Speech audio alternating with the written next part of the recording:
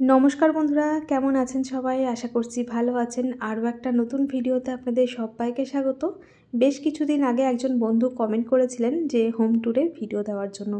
তো আমি সেই বন্ধুকে রিপ্লাই করেছিলাম যে হ্যাঁ, ভিডিও শেয়ার করব, কিন্তু বেশ কয়েকদিন হলো ভিডিও শেয়ার করা হয়নি। তো ভাবলাম যে আজকে ভিডিওটা শেয়ার করে দিই।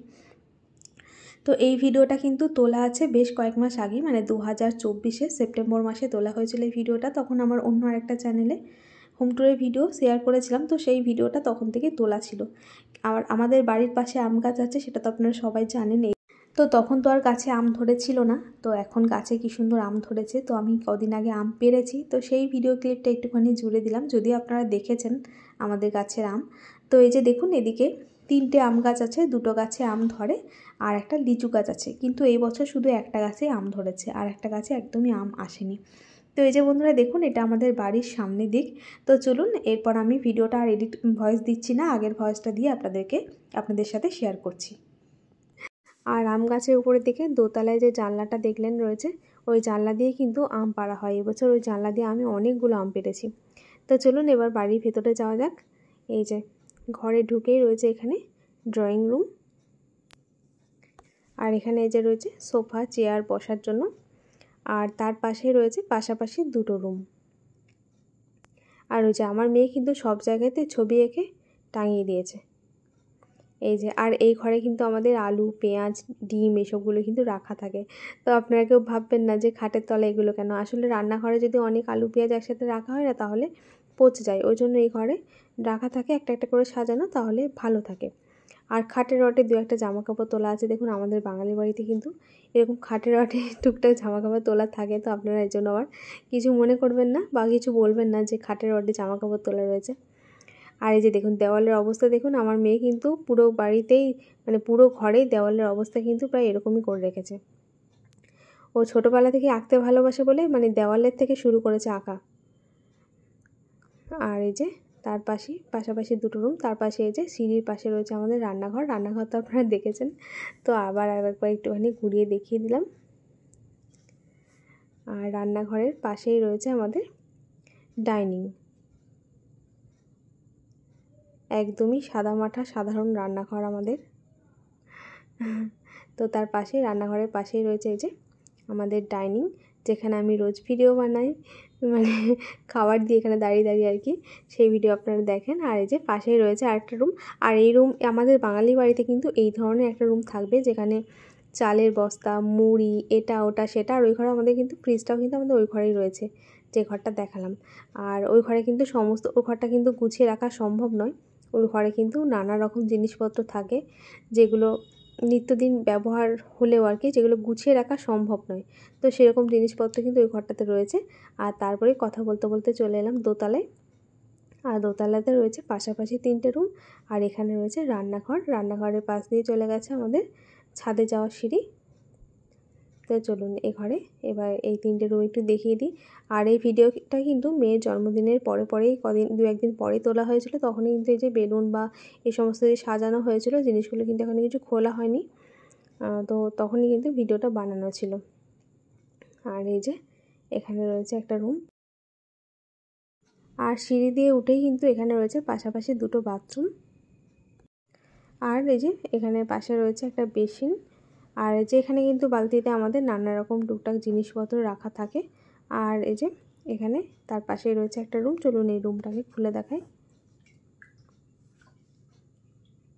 আর ওই যে আমাদের ক্যামেরাম্যানকেও একটু দেখে নিন আয়নাতে।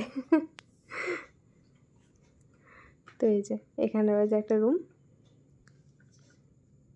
আর ওই যে দেখুন আমার মেয়ের দেওয়ালে, আমার মেয়ের আঁকাগুলো আগের দিন দেখিয়েছিলাম, আজকে একটুখানি দেখিয়ে নিয়ে যায়। এখানে সমস্ত আঁকা যেগুলো দেখছেন এগুলো সব কিন্তু আমার মেয়ে এঁকেছে।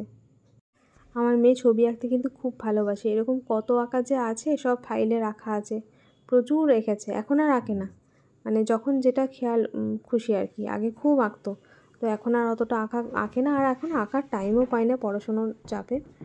তো এই যে, আর এই যে দেখুন সেদিন জন্মদিনে যে সাজানো হয়েছিল, সেদিন ভিডিওতে ভালো করে জায়গাটা তোলাও হয়নি, তো আজকে একটুখানি দেখিয়ে দিলাম। তার মধ্যে একটা ওই যে খুলে গেছে, কিন্তু ওই যে সাজানো হয়েছিল যে ওগুলোকে কী বলে আমি ঠিক জানিও না, ওই যে ঝিকিমিকি কাগজগুলো, ওগুলো একটা কিন্তু খুলে পড়ে গেছে, তো ওটাকে রেখে দেওয়া হয়েছে। আর যে তার পাশেই রয়েছে আর একটা রুম। এখানে কিন্তু আমার আলনাতে সমস্ত জামা কাপড়গুলো রয়েছে। আর এই যেখানে টি টেবিলটা প্রয়োজন হয় না, শুধুমাত্র যখন কেক টেক কাটা হয় খুব কমই প্রয়োজন হয়, ওই জন্য আমি এটাকে এইভাবে ঢাকাঢুকো দিয়ে রেখে দিই, নানাভাবে ধুলো পড়ে, নোংরা হয়। ওই জন্য কিন্তু যেদিন কেক কাটা হলো মেয়ের জন্মদিনে, কেক কাটার পর আবার এটাকে আমি এইভাবে ঢাকা দিয়ে রেখে দিয়েছি। আর এই যে এই রুমের সাথে রয়েছে একটা ব্যালকনি, যেখানে জামা কাপড় মেলা হয়। শুধুমাত্র কোনো সাজানো বা গাছ লাগানো কিন্তু কিছু নেই, এটা আমাদের জামা কাপড় মেলার জন্য বেশিরভাগ কিন্তু ব্যবহার করা হয়। মানে এখানে জামা কাপড় মেলতেই হবে। আমি কিন্তু ছাদে সচরাচর জামা কাপড় মিলি না, বিশেষ করে গ্রীষ্মের সময় তো মিলি না। গ্রীষ্মের সময় কি, আমি সবসময় বেশিরভাগ এখানে জামা কাপড় মিলি, সকালের দিকটা হয়তো বা মিলি, আর তাছাড়া বেশিরভাগ এখানেই মিলি। আর এই যে এখানে দেখুন আমাদের দোতলা জানলা দিয়ে কি সুন্দর আম গাছগুলো দেখা যাচ্ছে।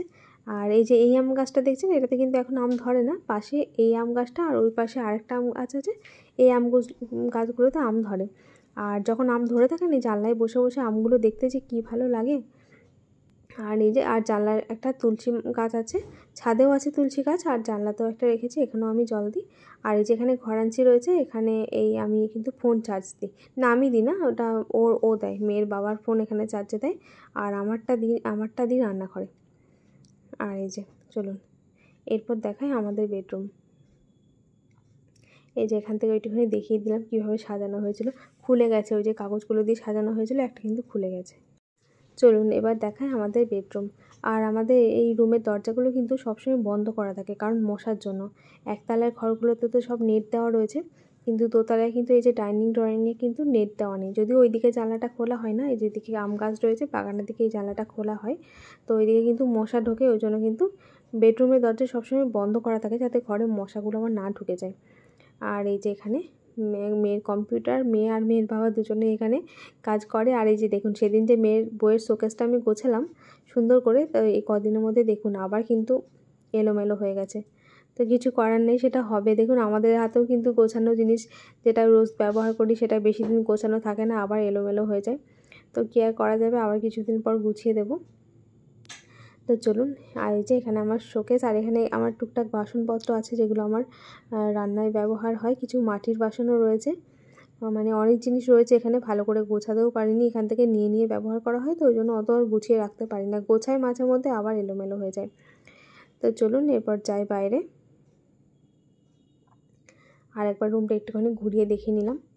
আর এই যে দেখুন সব ঘরের দেওয়ালে কিন্তু আমার মেয়ে এভাবে করে এঁকে ঝুঁকে রেখে দিয়েছে, সব ঘরে এরকম আঁকা আছে। বেশিরভাগ, সব ঘরে না হলেও অনেক বেশিরভাগ জায়গাতেই কিন্তু এরকম করে এঁকে রেখে দিয়েছে দেওয়ালে দেওয়ালে। আর এই যে দেখুন আমাদের রুম থেকে বেরিয়ে এখানে রয়েছে একটা রান্নাঘর। এই রান্নাঘরটা কিন্তু একদমই খারাপ অবস্থা। মানে দেখুন আপনারা হয়তো বলবেন যে উপরে একটা রান্নাঘর রয়েছে, তাও দেখালাম না কেন, শুধুমাত্র সেই জন্যই দেখালাম। কিন্তু দেখুন রান্নাঘরের অবস্থাটা দেখুন, যত রকম মানে যেগুলো অপ্রয়োজনীয় জিনিস বা যেগুলো বছরে একবার ব্যবহার হয়, সেই সমস্ত জিনিস কিন্তু এখানে রেখে দেওয়া হয়। আর বছরে একবার করে এই ঘরটাকে গোছানো হয়, যেটা গোছানোর জন্য 2-3 জনকে লাগে। আর এই যে দেখুন আমি আমার ফোন চার্জ দিই এখানে, এই রান্নাঘরে। এই রান্নাঘরটা দেখে কিন্তু আপনারা কেউ খারাপ কমেন্ট করবেন না যে এরকম অবস্থা কেন, কারণ এখানে ওই যে বললাম সমস্ত অপ্রয়োজনীয় জিনিস বা যেগুলো বছরে একবার মাঝে মধ্যে ব্যবহার হয়, সেই জিনিসগুলো এখানে তোলা থাকে। তো কিছু করার নেই, আবার জিনিস রাখতে করতে অগোছালো হয়ে যায়, তারপর বছরে একবার করে এই ঘরটা গোছানো হয়। তো এই যে দেখুন, আর এখানে দেখুন টুকটাক কিন্তু আমার জিনিস এখানে রয়েছে। এখানে একটা ম্যাট রয়েছে, গ্রাস ম্যাট, তারপরে ওখানে কিছু ফুলদানি রয়েছে ওই কাগজের বক্সের ভেতরে। তো এগুলো আমারই টুকটাক জিনিস রান্নার কাজে, যেগুলো আমার আগে ভীষণ লাগতো, এখন আর অত লাগে না, তো এখানে রাখা রয়েছে। এরপর চলুন যাই আমাদের ঠাকুরঘর, ছাদ আর 3 তলায় একটা রুম আছে, তো সেগুলো আপনাদের দেখাবো। আর এই যেগুলো আমাদের হচ্ছে স্টোর রুম, এখানেও মানে জিনিসপত্রই থাকে আর কি। আর এই যে এখানে সিঁড়ির জানলা। তো চলুন এবার 3 তলার একটা রুম আছে, সেই রুমটা আপনাদের দেখাই।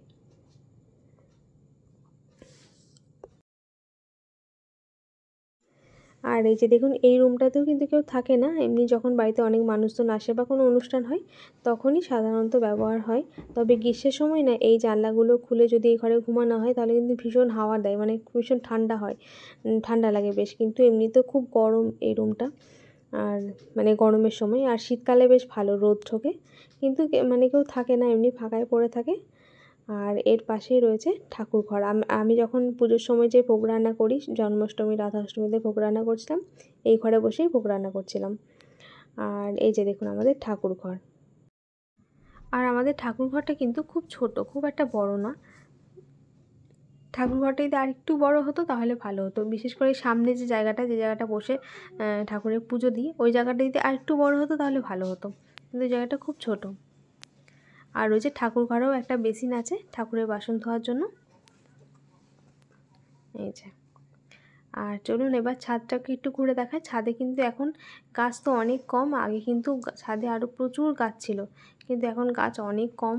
আগে এখন তো মা সেরকমভাবে ছাদে আসতে পারে না, মানে আসে, সেটা আসে না তা না, আসে, কিন্তু আগের মতো অতটা পারে না। ওই জন্য ছাদে কিন্তু এর আগে আমাদের ছাদে প্রচুর গাছ ছিল, আর শীতের সময় তো প্রচুর ফুল গাছ লাগানো হতো। তো এখন কয়েক বছর হলো এখন আর সেভাবে ফুল গাছ লাগানো হয় না, এমনি এই গাছগুলোই থাকে।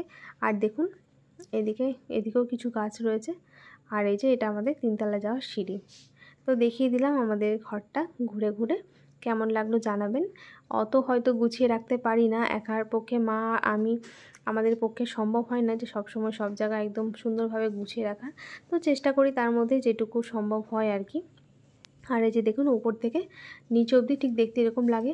আর আমার বিয়ের পরপর না এই জায়গাটা আমার খুব ভয় লাগতো, কেমন কেমন মুখ বাড়ালে যেন মনে হতো যদি পড়ে যায় এখান থেকে কেমন হবে, খুব ভয় লাগতো আমার। তো এখন আর কিছু মনে হয় না। তো চলুন এবার চলে যাই। তো চলুন আবার দেখা হবে নতুন একটা ভিডিওর সাথে। সবাই ভালো থাকবেন, সুস্থ থাকবেন। এখনকার মতো টাটা।